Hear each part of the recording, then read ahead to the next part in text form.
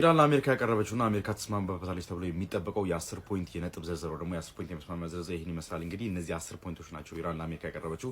እነዚህ ላይ ከተስማማን ጦርነቱን ማቆም ይችላል የሚል ማለት ነው። መጀመሪያና ዋነኛው ኮሚትመንት ከዚህ በኋላ ኢራን ላይ አግሬሽን እንደማይፈጽሙ ደግሞ ከዚህ በኋላ ኢራን ላይ ጥቃት እንደማይፈጽሙ ከአሜሪካ ኮሚትመንትና ከአሜሪካ ቃል መግባት ትፈልጋለች። አሜሪካ ቃል ትፈልጋለች ማለት ነው ኢራን። ከዛ መቀጠል ደግሞ ኮንቲኒዩድ ኢራን ኮንትሮል ኦቨር ዘ ስትሬት ኦፍ ሆርሙዝ ሆርሙዝ የሚባለውን ሰርጥ ከአሁንም በኋላ ኢራን እንድትቆጣጠሩና ኮንትሮል እንድታደርገው ኢራን እንዲሰጣት ጠይቃለች። ከዛም በተጨማሪ ኢንሪችመንት ነው ደግሞ የኒኩሌር ማተር ደግሞ ኒኩሌር የማብላላት አንተኗን የመብቷን እንዲጠበቅላት ከዚህም በተጨማሪ ደግሞ ፉል ሪሙቫል ሙሉ በሙሉ አሜሪካ በኢራን ላይ ጣለችው ሳንክሽኖች እና ሙሉ በሙሉ አሜሪካ በኢራን ላይ ጣለችው የማዕቀቦች እንዲነሱላት ይሄ የነዳጅ ማዕቀብ ሊሆን ይችላል፣ ኢኮኖሚ ማዕቀቦች፣ የተለያዩ የጣሉባት ማዕቀቦች እንዲነሱ ከዛ የመጀመሪያም ሰከንዳሪ ፕራይመሪም ሁለተኛም የሆኑት እንዲነሱላት ማለት ነው። እስካሁን ድረስ ዩናይትድ ኔሽንስ ሴኩሪቲ ካውንስል ደግሞ ዩናይትድ ኔሽንስ ጸጥታው ምክር ቤት እስካሁን ድረስ ሬዞሉሽን ከአጌንስት ኢራን ከኢራን ተቃራኒ መጥተው የነበሩ ውሳኔዎችና ሬጉሌሽኖች እንዲነሱላት እዚህ ጋርም አስታውቃለች። ከዚህም በተጨማሪ የዓለም አቀፉ የኒውክሊየር ኤነርጂ ወይ ደግሞ የዓለም አቀፉ የአቶሚክ ኤነርጂ አሶሲዬሽን እንደዚሁ ሬዞሉሽኑን ከኢራን እንዲያነሳ እና እስካሁን ድረስ በጦርነቱ የከሰረችውን ኪሳራ እስካሁን ድረስ በጦርነቱ የተጎዳችውን ጉዳት ከአሜሪካ ኮምፐንሴሽን ደግሞ ካሳም እንዲከፈላት ጠይቃለች። በአካባቢ የሚገኙ ሙሉ በሙሉ የአሜሪካ ቤዞችና የአሜሪካ ወታደሮች ከአካባቢው እንዲነሱና ዊዝድሮ እንዲያደርጉም እንደዚህ ጠይቃለች።